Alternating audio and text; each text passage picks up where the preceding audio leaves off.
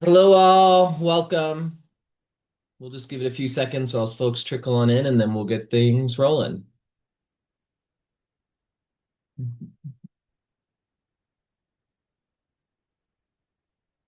Welcome everyone.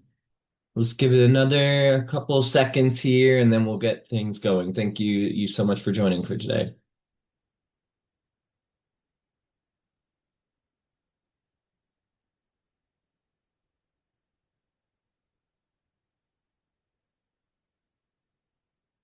I think we're good to get started. And so, welcome everyone, and thank you for joining the Deep Sea Conservation Coalition for our first webinar in our 2026 Media and Policy Briefing Series, Deep Sea Mining, What the World Needs to Know. Today's briefing is titled Ocean Governance at a Crossroads, and you'll soon hear why. My name is Travis Ayton, and I'm the Communications and Public Campaign Manager for the Deep Sea Conservation Coalition, and I will be moderating this briefing for today. Please note that the session is being recorded, and we will circulate the recording to participants afterwards, and this will be uploaded online as well. So let's jump right in so we have plenty of time for questions at the end. 2026 is shaping up to be a pivotal year for the future of the deep ocean. Just days from now, from March 9th to 20th, governments will gather in Kingston, Jamaica for the council meeting of the International Seabed Authority, or otherwise known as the ISA. At that meeting, member states will continue negotiations on whether to finalize a mining code that could open the international seabed to commercial deep sea mining. The decisions made this year could determine whether the deep ocean is safeguarded as humanity's shared heritage or open to industrial extraction in the absence of adequate science, effective regulation, and global consensus. At the same time, we're seeing mounting tensions over the possibility of unilateral mining in international waters, actions that would bypass multilateral decision-making processes and pose serious risks to international law.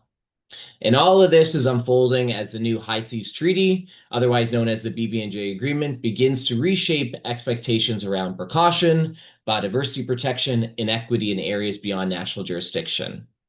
So really, what does all this mean for the future of ocean governance? And that's what this briefing is here today to unpack. What is at stake legally, politically, and diplomatically, and really why calls for a moratorium on deep sea mining are growing worldwide as a responsible and stabilizing path forward.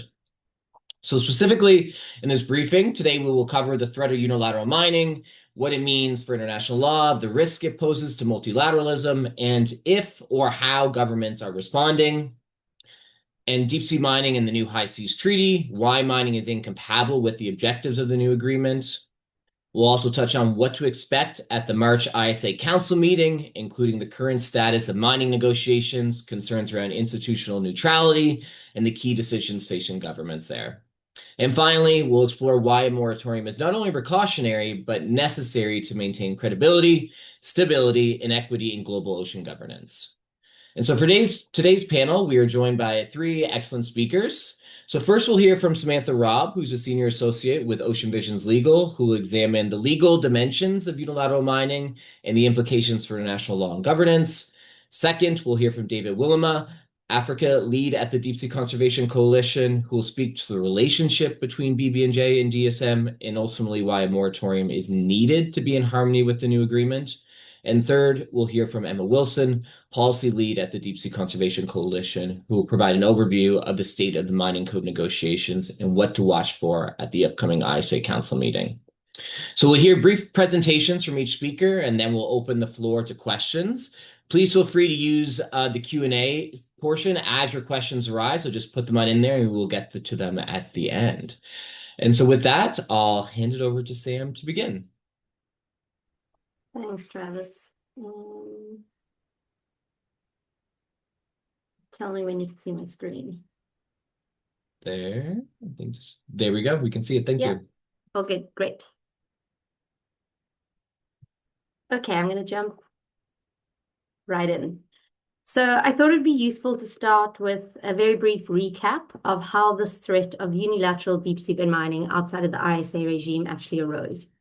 So while UNCLOS was being negotiated, but before it was adopted in 1982, some states put in place interim legislation that related to deep seabed mining in the international seabed beyond national jurisdiction, known as the area. And one of these states was the US. This was intended to be interim legislation pending the adoption of UNCLOS, The US never ratified UNCLOS, however. So the Deep Seabed Hard Mineral Resources Act is still validly in place. It governs deep seabed mining in both US national waters and in the area. Then on the 25th of April last year, the current US administration published an executive order, which in part directed the US national regulator, the National Oceanic and Atmospheric Administration, or NOAA, to expedite a domestic process unilaterally to authorize deep seabed mining of resources in the area. On the 29th of April last year, the metals company's US subsidiary applied for 2 exploration permits and a commercial recovery permit from NOAA. It's important to note that subsidiaries of the metals company also hold exploration contracts with the ISA, and that one of the permits applied for from NOAA covers the same area over which an ISA contract is held by one of TMC's subsidiaries. So what's the current status? Well, NOAA indicated that TMC USA's exploration license applications were fully compliant with the information needed for them to be substantively assessed. And after undergoing a common procedure, NOAA issued in January this year a final rule that revised regulations for exploration and commercial recovery permit applications. The new rule permits exploration and commercial recovery permits to be applied for simultaneously in a single consolidated application. TMC US soon after filed a consolidated application through DSCC's new rule, and this application increased the commercial recovery area applied for from 25,000 kilometers to 65,000. So this mining is intended to take place entirely outside of the ISA system, a system designed around the common heritage principle and unilateralism. The area and its resources are the common heritage of humankind. This requires that any activities in the area are carried out for the benefit of humankind as a whole, and that in taking any decisions regarding activities in the deep seabed, ISA member states must consider all of humankind, and this includes both present and future generations. So there is, of course, an economic element to this principle. UNCLOS requires equitable distribution of financial benefits from deep seabed mining through a mechanism that the ISA is obliged to establish. So unilateral mining would prevent the intended equitable distribution and significantly undermine the potential for benefits to developing states from the ISA regime. Benefits to humankind from the area are not just financial, however. The deep seabed provides crucial ecosystem functions and services. It presents opportunities for marine genetic resources, and it holds an important role in indigenous epistemologies and genealogies, to name just a few. These are all benefits that states need to take into account when considering management of the deep seabed and its resources. So by skirting the ISA system and conducting unilateral mining, this potential benefit to humankind requirement would be squandered. Unilateral mining poses the risk of being system breaking. It ignores the inclusive processes achieved through multilateral negotiations, posing risks to international government that extend beyond the ISA system. So what are the actual legalities of unilateral deep seabed mining? Under international law, this unilateral mining is unlawful. The United Nations Convention of the Law of the Sea, or UNCLOS, has 171 state parties, so this is near universal participation. UNCLOS is very clear that the ISA is the only regulator mandated to manage deep seabed mining in the area, and that the recovery of any minerals from the area can only be in accordance with UNCLOS and the ISA's rules, regulations, and procedures. This means that any attempt by states to conduct deep seabed mining outside of the ISA system is contrary to UNCLOS and unlawful. Article 137 is also particularly important in this regard, as it requires that states cannot claim or exercise any sovereignty over any part of the area or its resources. Further, that no state, their nationals, or companies under their jurisdiction can claim, acquire, or exercise rights with respect to minerals that are recovered from the area. So if any such claims are made, they will not be legally recognized. This essentially places a prohibition on any state, its nationals, and its companies engaging in any form of deep seabed mining outside of the ISA regime. So what does this mean in practical terms in relation to the applications that have been made under the DSCC in the US? UNCLOS state parties are prohibited from participating in operations under DSCC permits and must not receive, process, refine, purchase, or otherwise acquire or deal with any minerals recovered from the area through operations under a DSCC permit. State parties to UNCLOS also have an obligation to ensure that both their nationals and companies do not participate in unilateral operations conducted under a DSCC permit, either directly or indirectly. This includes contributing necessary and material elements of such an operation, such as environmental engineering and design services, or providing vessels, equipment, and supplies. So state parties must also ensure that their nationals and companies do not acquire, receive, or deal with minerals recovered through unilateral activity in the area under a DSCC permit, or benefit from such recovery of minerals. So what has been the ISA and states' response to the threat of unilateral mining? There was an immediate reaction by the ISA Secretary General to the executive order condemning this action.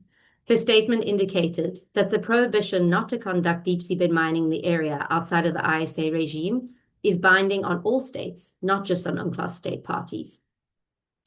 At the ISA Assembly meeting last July, the many states firstly emphasized their support for multilateralism, and the ISA is the only body with authority to regulate and manage deep seabed mining in the area.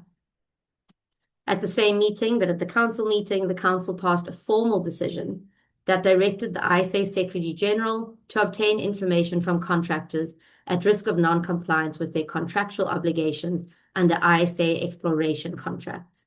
So the Legal and Technical Commission of the Council is required to specifically consider whether a contractor's employees, subcontractors, agents, and all persons engaged in working or acting for them in the conduct of their operations are complying with ISA rules.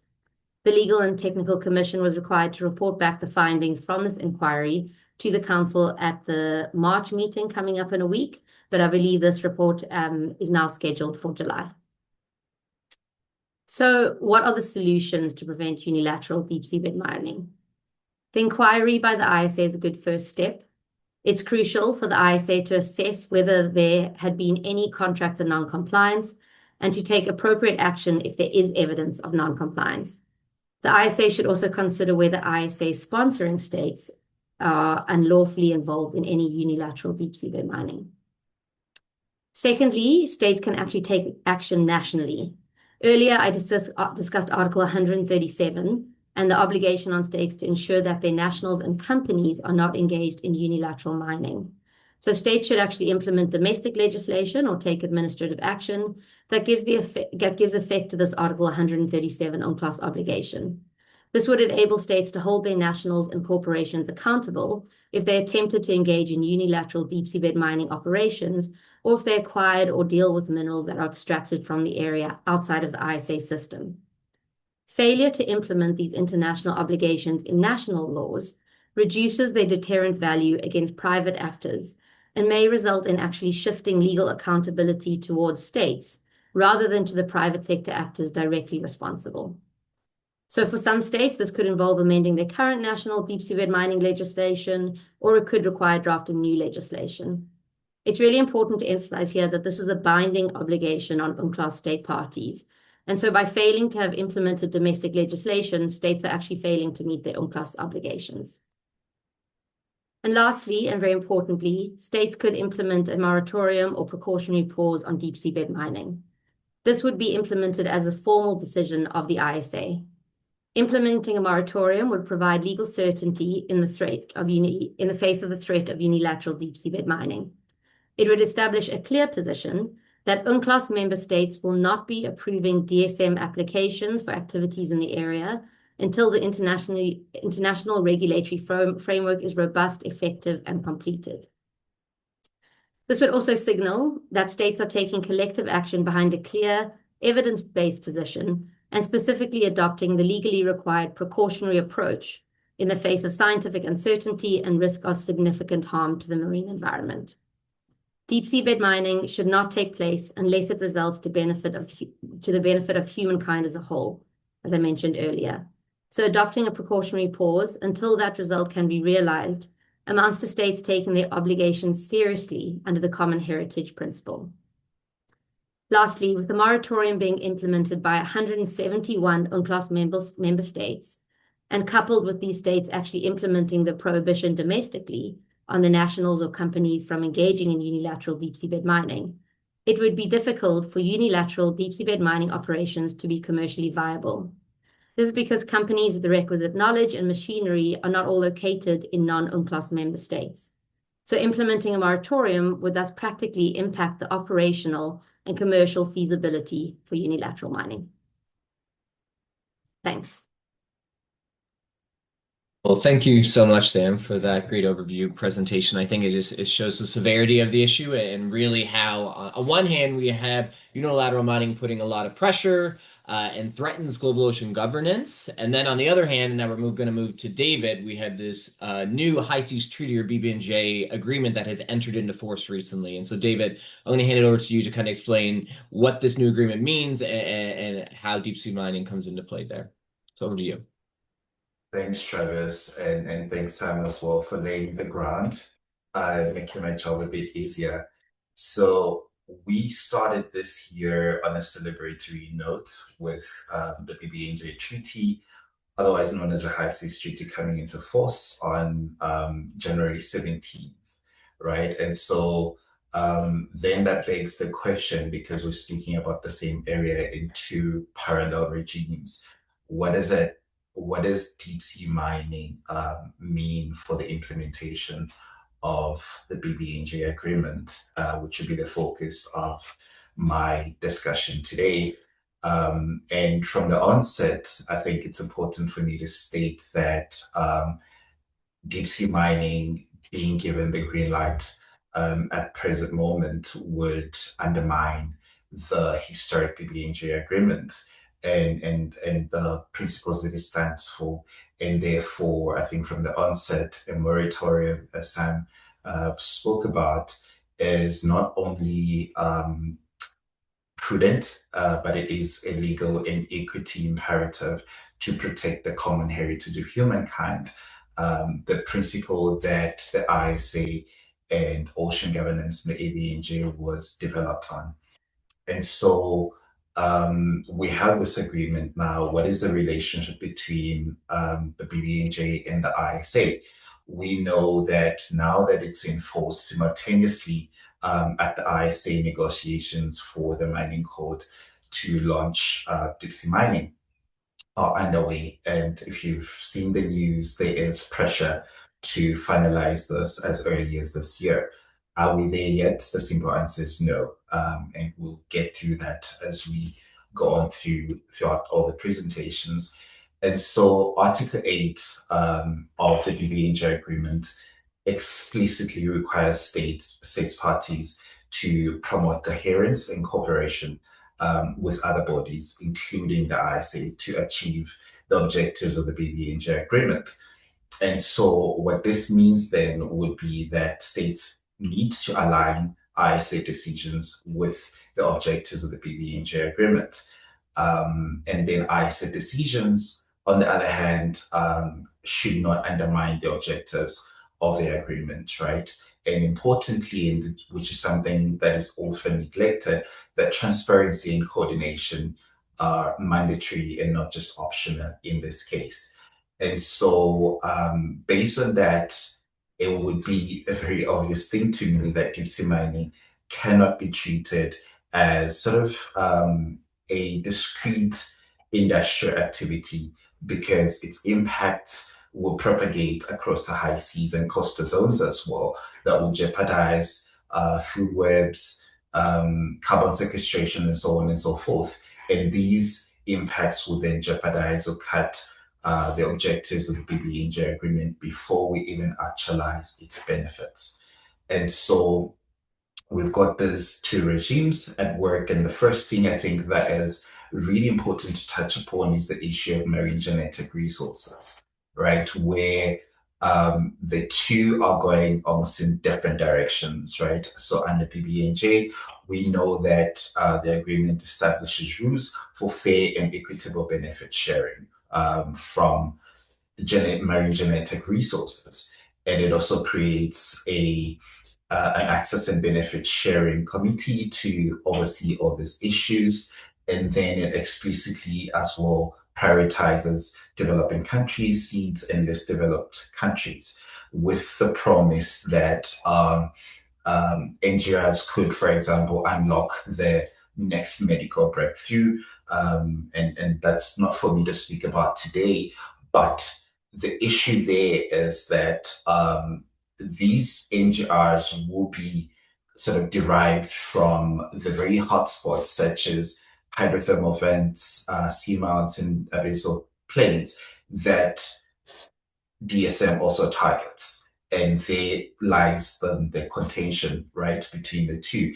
And the problem then is that with the ISA's NGRI gap, which is a gap that is still being looked at, is that it is very extractive focused, right?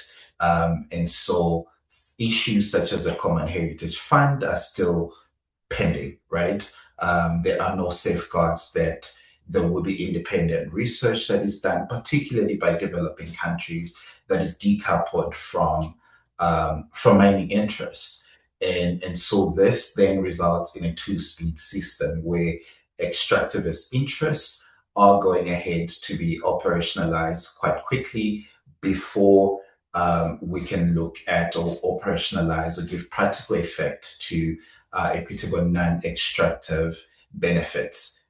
Those would be lagging behind, and that's the sort of disjuncture that it creates. And so DSM, in that sense, destroys the potential that we can derive from our genetic resources.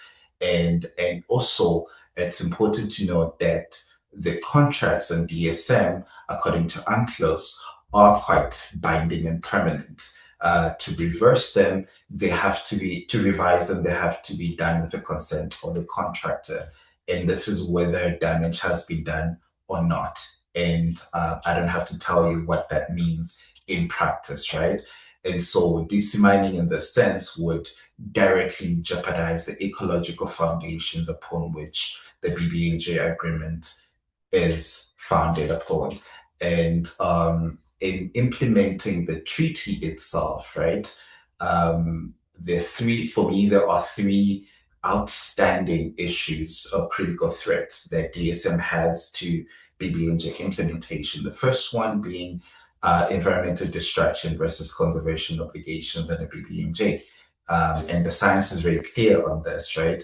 We've got close to 1,000 scientists that say deep sea mining would cause irreversible damage and cause the extinction of species. And the concept, I love this, the concept of time that we have on land is very different from what's down there. These ecosystems take years to build, and by years I don't mean like 100, I mean pre-pyramid type of era, right? And so that also shows that the regeneration, if at all possible, would take just as long, and therefore the impact would be very negative in that sense. And so decision making shouldn't be taken in such a hurry. And the second threat there is one that is quite close to my heart on food security and livelihoods. We know over 1 billion people depend on seafood for their protein intake, as well as millions in the case of Africa, where I'm from, it's 200 million people that live close to coastlines that depend on fisheries for their livelihoods and income. And as Professor Rashid Sumaila likes to say, fish do not have passports, they just move, right? And so the impacts of these between these zones would be felt by these people. And these are considerations that we're not taking into account when we speak about this issue. And the third, that it undermines capacity building and technology transfer, right? So if DSM proceeds at present without robust technology transfer sort of provisions that are under the BBNJ agreement, what that means is that it, for me, very explicitly undermines the equity dimension of the common heritage principle, again, which the ISA is obligated to protect and govern on behalf of all of humanity. And the question then is, why the hurry? And your guess is as good as mine, because this would only benefit a few industry players, and with all of us really losing out. And the biggest loser would be the ocean, really, which is sad is not even the word. It's quite detrimental. So then a moratorium or precautionary pause, as Sam explained, would be then an imperative that would make sure that we get it right. And so the question then is, what would the ISA be doing? What would be their role under this moratorium? And it is not to sort of sidestep or overlook the functionality of the ISA. We still believe it is the UN mandated body that should oversee all of this. But there is an important role that they should play to ensure that decisions are based on science, right? And it would a moratorium or precautionary pause would reorient the ISA from being a de facto licensing body towards a science-led steward of the ocean under the common heritage of humankind principle.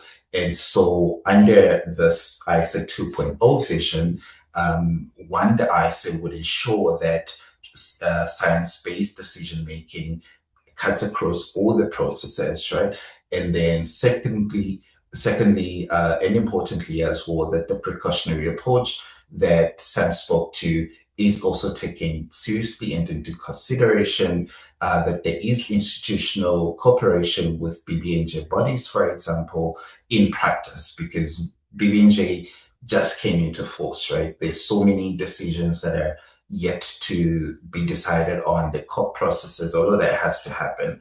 So how does that sort of interplay with ISA decision making? And the third is environmental thresholds, very important and quite self-explanatory at this point.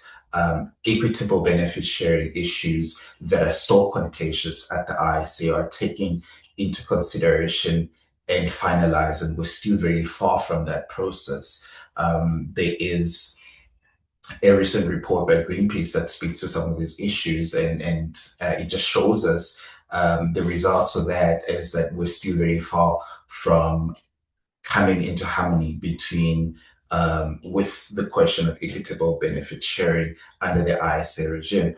The other thing is capacity building priorities to developing countries, right, to ensure that they don't lag behind. And it's not a case that we've seen for millennia now in the way that the industrial complex is built and implemented. And importantly as well, that research is promoted and done so decoupled from mining interests, that it is independent, which is a key thing to consider.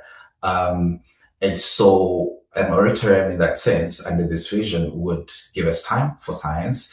It would build capacity, it would ensure legal compliance, and it would give us options rather than locking us in irreversible decisions that are extractivist. And so there is growing momentum for a moratorium. We know at present it's 40 countries and counting, 60 plus businesses and financial institutions, close to 1,000 scientists, the fishing communities, indigenous communities, civil society, and so on and so forth. And so just in summary, I think I would say that it is the two regimes are almost happening at the same time, right? And the decision making has to ensure that it is in harmony rather than in contradiction. And that only happens through proper consultation, through science, through collaboration. And that would not happen if we rush to greenlight the regulations. So I'll end there for now and hopefully discuss further. Thank you. Wonderful. Thank you so much, David, for that wonderful presentation and really outlining, how deep seabed mining is not in harmony with the objectives of the new BB&J agreement, and really, diving into why, or the benefits of the moratorium as well. Before we just move to Emma, I just would like to point out again that we do have the Q&A function there available. And so if you do have questions that arise, please feel free to throw them in there and now, and we'll get to them after Emma's presentation here.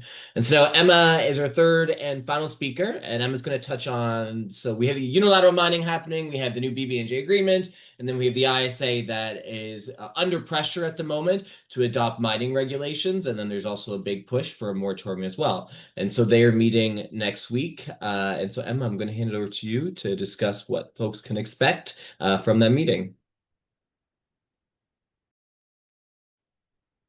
Thank you, Travis, and thank you so much, everyone, for joining today and for your interest in this really important topic. So there are two big ticket items coming up at the ISA meetings in the next couple of weeks. The first is indeed this question of the mining code, and the second is the ISA's response to unilateral actors trying to illegally appropriate common resources, and that's including the ongoing investigation into ISA contractors. So to start on the mining code, I would like to begin by expressing some concern that the ISA Secretary General is stepping somewhat beyond her mandate as a neutral facilitator of the process by publicly pushing for adoption of the mining code this year and pitching it as a solution to unilateral mining. I'd just like to do a quick reality check on the state of play of the mining code. So the ISA Secretariat a couple of weeks ago issued a list of 32 outstanding issues in the mining code itself. And the Secretary General was recently quoted as saying that some of these issues are as small as a few words. I would say that in some cases, it might be a question of a few words, but a big debate. And just to give a couple of examples, we can look at something like the idea of preventing harm versus minimizing harm. Of course, preventing harm means no harm. Minimizing harm means that some harm is permitted. That's a huge issue and a huge discussion to be had at the ISA, not likely to be resolved tomorrow. Another key point coming up is the integration of Indigenous rights and cultural interests. Again, this could be a game changer in the way that decisions are made at the ISA. And just also to flag that this list of 32 outstanding issues are only issues that are actually inside the mining code itself.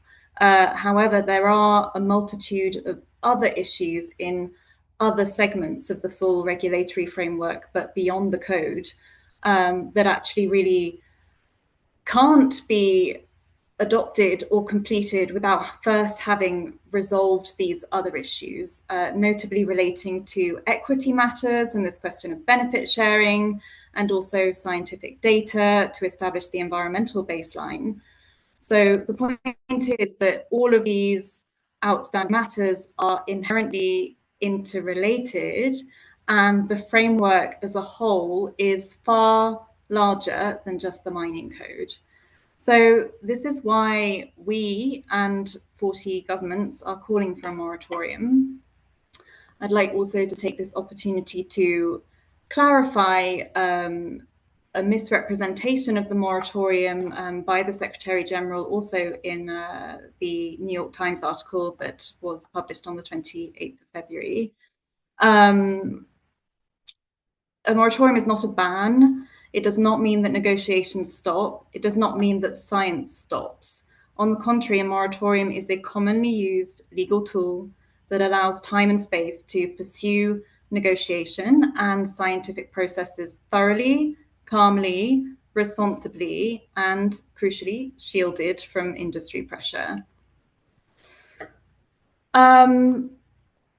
I'd like also just to address this argument that the accelerated adoption of the mining code is a solution to unilateral mining. The adoption of the code will not bring unilateral actors back to the ISA, and the ISA should not be engaging in a futile race with these rogue players. It really needs to rise above and assert its powers as the authority over human activities in the seabed and in the deep sea.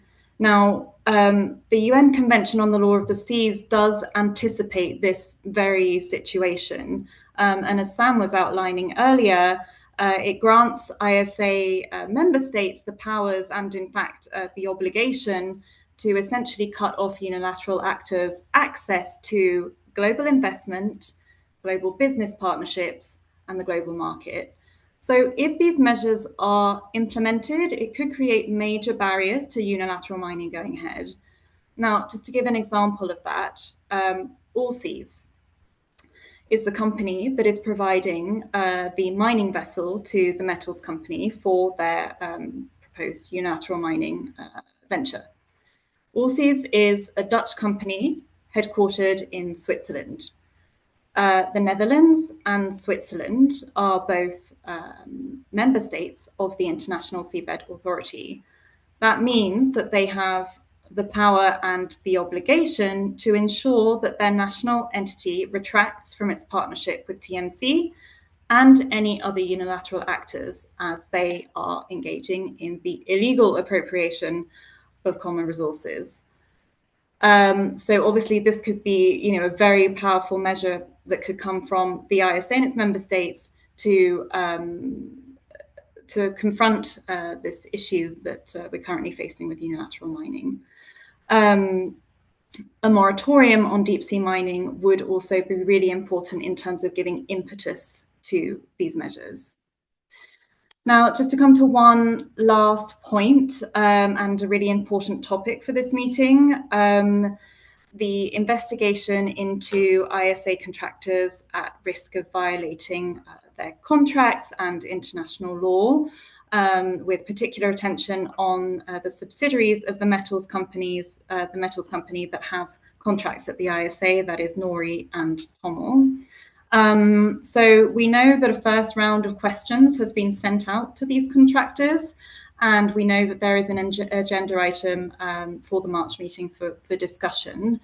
I just flag that this is a really important opportunity for states to define next steps and ensure that the inquiry is thorough and conclusive and also takes public information into account. And on that note, I would just like to draw everybody's attention to the report that has just been issued by Greenpeace, which goes into some interesting detail on this very matter. I'm happy to share the link with that for that report in the chat. So regarding this inquiry, it is of course really important that the appropriate consequences do follow. Those consequences could include termination of these contracts and financial penalties. It's looking like there may well have been some fundamental abuses of contractual agreements and of international law. So at the moment, this is really a test for the ISA as a regulator. And we really just hope that they will do what they need to do to protect both the ocean, but also the institution itself. Thank you so much, and looking forward to any questions. Thank you so much, Emma, for that overview of what to expect of the ISA, and it is going to be quite a consequential meeting. And so yeah, folks can tune in and follow along with the DSCC throughout the meeting if you want to stay up to date.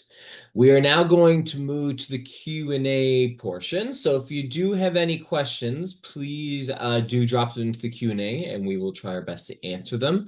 They can be for a specific individual, for the group, and we will try our best to field them. And so the first question I have in, I'm just going to leave this open for all the panelists, and please jump in if you'd like to respond. But we have a question here. What are the human rights implications of deep sea mining that was mentioned, given that the area is designated as the common heritage of humankind? So that was mentioned several times through this briefing today. Who would like to take a stab at that? I'm looking maybe at Emma or Sam. I can Give start. it to you, start, Sam. Yeah. I think that's a great question, and I think all of us touched on the fact that the ISA is obliged to ensure that the area and its resources benefit the whole of humankind, because it has been declared the common heritage of humankind. And what that means is that considerations of everyone, developing states, developed states, indigenous communities, present generations, future generations, need to be taken into account when making any decisions at the ISA. And I think on top of that, another important human rights point to bring up is also the human right to a healthy environment. Obviously, any deep seabed mining that takes place will have significant impacts on the marine environment. And this is a UN recognized right, the right to a clean, healthy, and sustainable environment. And so the ISA, in making these decisions, needs to consider deep seabed mining direct impacts on communities, as David mentioned, food security, which comes to the right to food, but also on the marine environment as a whole and what that impact has on the human right to healthy environments and the knock-on effects that that can have on human rights.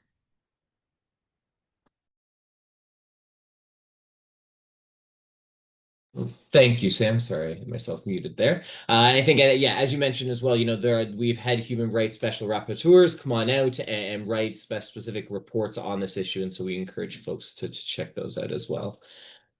Moving on to the next one, and I think this one I can start to David. It is quite broad, but what are the challenges for African countries? And I think that is in relation to deep sea mining, a moratorium, and yeah, how they should proceed.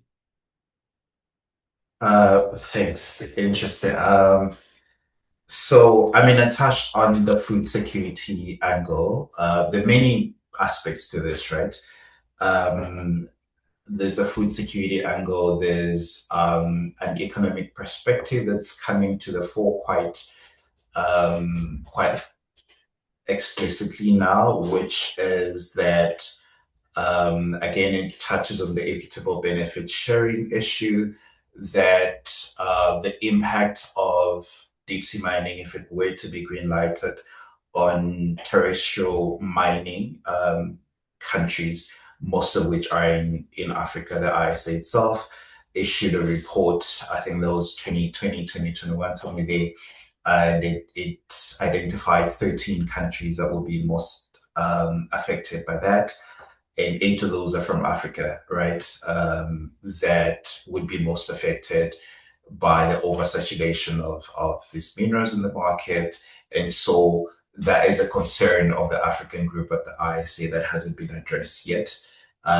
There's issues, there's a climate angle as well to all of this. Africa is disproportionately affected by climate change. And as we know, and yet it receives the least funding from climate impacts, from things like loss and damage, for example. So there's different ways to look at it depending on what you're interested in. There's an economic angle, but as well as and I say we from an African perspective, have lived with asymmetrical power relations in the extractive industry. We have very good experience with this. And so you sort of see this mirroring the same approach that has been used over time. Even when UNCLOS was being negotiated, these were the concerns of the African group then, that there's almost a rush for deep sea minerals that mirrors the colonial era. And so that is why African countries then really supported UNCLOS coming into force. And you see that happening, that moment repeating itself now, where it's the benefit of a few industry players at the cost of everybody else. So those are just some of the issues. There's much more. We published a report last year, I believe, on this specific issue. Should be able to drop it in the chat just now for you to read further. Thanks. Great. Thank you, Dave, for that wonderful overview and for the question. We have another question coming in. I think I'm going to give this to Emma to kick us off, but who bears liability? So I think you mentioned potential irreversible damage from deep sea mining, environmental, climate implications. So who bears liability if deep sea mining causes environmental harm? Is it the contractors or yeah? So I'll hand it over to you. Hi, that's a great question, and indeed the liability matter is one of those major outstanding issues in the ISA debate. But indeed, the contractor does bear liability. However, there are some complexities around this issue. And at the moment, I actually can't really respond because the ISA itself has not responded fully to this. But I think I would just highlight this as a major issue in the discussions at the ISA that's not near to being resolved anytime soon. And if I can just jump in and add to what Emma said there, it can be quite a complicated relationship because while the contractor bears those responsibilities, of course, you have a relationship between a sponsoring state and a contractor. So these questions also depend on how the setup is. Is the contractor a state itself, or is the contractor a private entity that is sponsored by a state? And these obligations on sponsoring states, for example, are obligations of conduct and not of results. So where there has been environmental damage caused by a contractor, and a state has sort of done its due diligence to make sure that and has its laws in place, and then the contractor isn't found liable, there might be a sort of liability gap. So these are some, as Emma said, some of the really core questions that the ISA still needs to grapple with, because of course, unless and until these are answered, deep seabed mining cannot be allowed to start.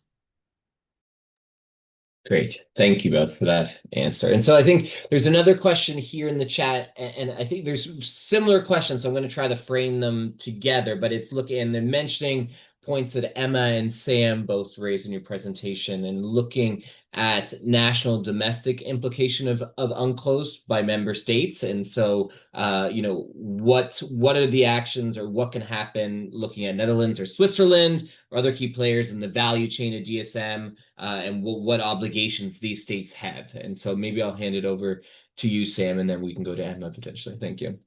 Thanks, Travis. I was actually just answering that in the chat, so it's I can just say it here. Yeah, so I think one of the questions was how many of these states actually have implemented these laws, and in terms of the general UNCLOS member states, not that many. I think there may be, I think it's about 12 or maybe 19 states who have implemented laws, specifically in terms of what I was talking about, the Article 137 obligation that actually prohibits companies and nationals from engaging in deep seabed mining outside of the ISA regime. So I think before this unilateral mining issue arose, this was kind of a much ignored provision. And it's now become very clear how important it is for national laws to include some sort of enforcement mechanism of how states can hold their nationals or companies accountable. So most states still need to implement these types of laws. And I think that's sort of a really important point, that this has to be taking place, this legislative development in states, to ensure that states themselves uphold their own UNCLOS obligations. And I think something that I mentioned in my presentation is that if states don't implement these obligations, it means them themselves will be liable rather than the private actors who are actually responsible. Thank you, Sam. So yeah, the taxpayers will be liable in the end. So moving on to our next question here. So keep them coming. Is DSM actually economically viable and necessary? What is the current outlook for alternatives to mining, both land and deep sea? Who would like to field that? Maybe I'll pass that to you, Emma, to kick us off.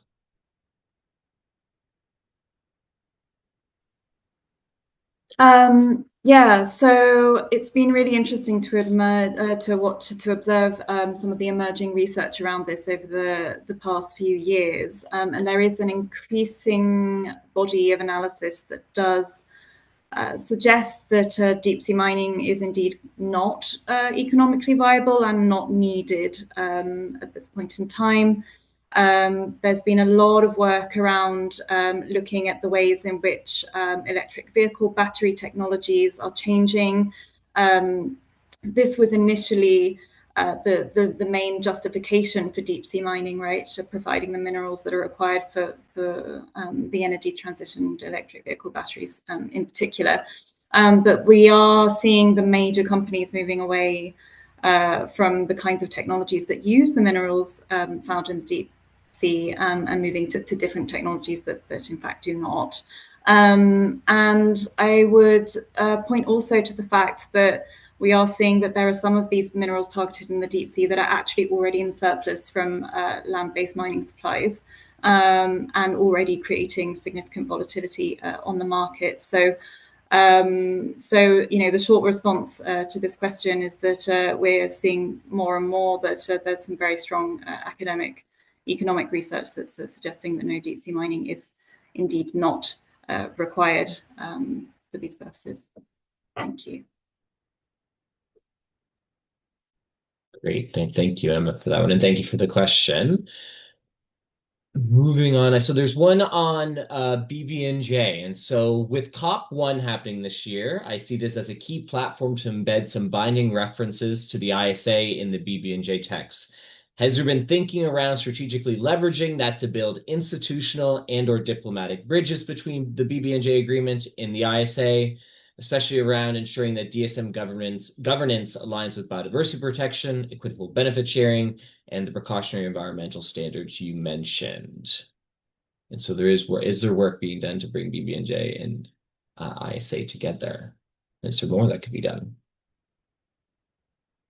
David, maybe I'll get you to kick us off there. I assume that's for me. There is work that is emerging to address exactly that. There are conversations now. You find DSM is coming up quite permanently or explicitly in BB&J conversations. The ISA itself is trying to get around that issue. The how, I think, is what matters. And there's also a growing coalition of countries called the Ocean Pioneers that have ratified the BB&J agreement and also called for a moratorium on deep sea mining. So all that is emerging and quite new. I think the modalities are still being worked out, but absolutely right. We've got PrepCon coming up now at the end of the month and leading up to the first COP. These are all processes where all these issues should be highlighted and worked out on exactly how to do this. And that is why I think, for me, from an African perspective, it remains imperative that African countries particularly participate fully in both processes and make sure that they have full voting or decision-making power, whether it's at BB&J COP or the council or assembly meetings at the ISA. Thanks. Great. Thank you, David, for that wonderful answer. So I think we have time for two more questions, and then we will have to close, unfortunately. But I think this is a good question in the Q&A. So what about countries who are members to UNCLOS and the ISA but do not participate actively in discussions there? Is that a concern? So they're a party to UNCLOS, they're a member of the ISA, but they aren't there participating. So is that a concern? And Sam, yeah, I'll let you start there. I think I'm a bit confused by the question in terms of a concern, in terms of what? Well, are they missing anything? Is their voice being represented? Are decisions being made without them in the room? Yeah. That could them, I guess. Yeah, so I think that's where I would approach the question from. Yeah, I mean, I suppose it is a concern. And like with any international negotiations, there are capacity constraints in certain countries, particularly smaller or developing countries. There are also financial constraints with attending these meetings. And so there are lots of countries who are UNCLOS member states and have all these obligations and responsibilities under UNCLOS, but don't really attend the negotiations and don't engage in them. I think it's just the practicalities of international law and international negotiations. So is it a concern? Yes, but I'm not really sure how to deal with that. I don't know if Emma or David would add anything to that. Yeah, happy to elaborate a bit on this one. I mean, yes, it is a concern because what we're looking at here is the common heritage of humankind. So that requires as many countries to be in the room as possible. And of course, we urge countries to be present and participating in these meetings. However, Sam has highlighted that there are some very real constraints there, and those constraints are essentially about capacity and indeed financial capacity to send delegates to these meetings, which currently take place twice a year. This is another issue around the attempts to accelerate the negotiation of the mining code. There have been a couple of suggestions well, actually, previously there was a period where there were 3 meetings a year, and then it went down to 2 meetings a year. And there's constantly an attempt to then increase again to 3 meetings a year, despite the fact that actually a number of developing states have very clearly expressed that this is not possible for them to be in attendance 3 meetings a year.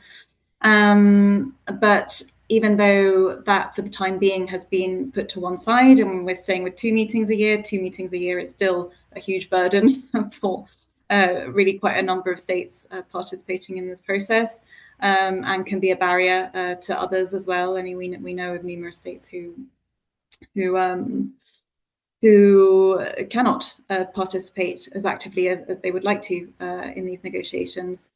And this also is important around all of the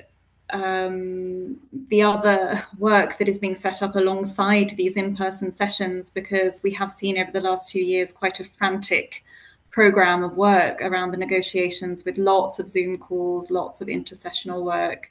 But again, this is incredibly difficult for all governments who are parties to UNCLOS to actually keep up with. So that's why it is so important that there's not a continued push to accelerate these negotiations, because they need to go at the pace that would allow full participation of UNCLOS parties.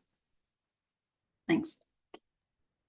Great. Thank you, Evan. I think we can maybe have time for one more quick question with a quick answer. And so it's just on and around the ocean's climate dialogue, and really if there is a need to bring our advocacy into the climate space. And so I think really the question is, are the connections between the climate crisis and deep sea mining, are they being made strong enough? Do we need to integrate more and really, showcase the impacts of how deep sea mining could impact climate?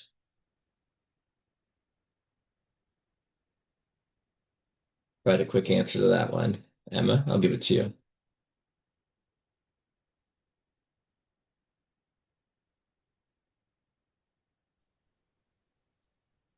I totally agree that there's some significant overlap with the deep sea mining issue and climate questions. And this is indeed one of the major reasons why we are calling for moratorium, is that those climate specific issues have not been sufficiently explored. Of course, we are in a time where we need to be paying particular attention to conserving our carbon sinks. We know that the deep sea is a major carbon sink, and just plays a really important role in climate regulation more generally.